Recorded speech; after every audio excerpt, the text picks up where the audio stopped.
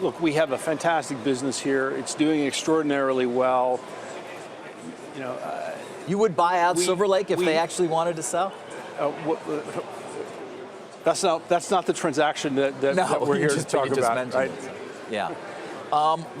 The transaction we are talking about is taking out the tracking stock, which has been trading at a significant discount to the underlying value. But there were a number of other things you could have considered. Reverse merger was one of them, or just an IPO of Dell itself separately.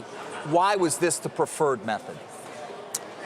You know, we went through all the various options. Certainly the IPO was an option. There were other options that were discussed, and we concluded that this was, you know, the best of all the options. And you know, why though? It was a relatively straightforward path, and it's sort of a one-step simplification instead of a two-step simplification. Mm-hmm. The option to go public was very much there, right? But then you would then later probably convert the tracking stock into the public common. Yep. And so you create a little more complexity before you have less complexity. And so if you could do it in one step, that certainly is easier. Another question is about VMware. Of course, you control it 81% or so, and I know you got this. We love VMware. Do you want it to remain a public company on its own? Is that the plan? Absolutely. Here? We want it to remain an independent public company. VMware's doing great. Pat and the team have done a fabulous job in moving the business for this multi-cloud era, and along with the kind of turbo boost from Dell Technologies with 40,000 salespeople, VMware is extremely well positioned. So there's no plan down the road, conceivably, to consolidate that as well? We have no plans to do that. You made the case a few years ago when you went private that, the public market sometimes don't have the patience to wait out the kind of transformation that you now say the company has done. And we've seen other large companies kind of struggle to focus investors on the faster growing pieces of the company, IBM, Oracle, Cisco, whichever they are. You're now saying you're winning. You're winning against whom? Who is your competition? Who should investors view Dell Technologies alongside? So first, I would say that, there's about a $3 trillion IT industry, and we're but a small, $87 billion company in the $3 trillion. So it's an enormous overall market space. We compete with a variety of companies.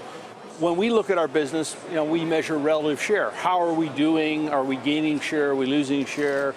We're number one in, as I said, like 23 different major categories of IT infrastructure, and we're gaining share in pretty much all of them. So, who are we competing against? It's the number 2, number 3, number 4. In many cases, for example, in storage, we're bigger than number 2 and number 3 and number 4, all combined together, right? and we're growing.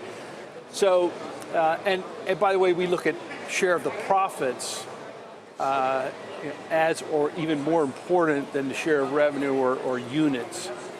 But I think what's happening more broadly with this technology-led boom in investment is that the role of technology is fundamentally changing. And so you think any business out there, small, large, public, private, any type of business, is using technology today in fundamentally different ways than it was 5 or 10 years ago. And so the importance of data and the amount of data with all these billions of connected devices that are being created, that is creating kind of this tsunami of data and information that has to be used in real time to turn into insights on the edge, in a distributed core, and in clouds, on-premise, public clouds, and no company is better positioned to win in that than Dell Technologies, and that's why we're winning against our competition, and I believe we have a fabulous future ahead of us.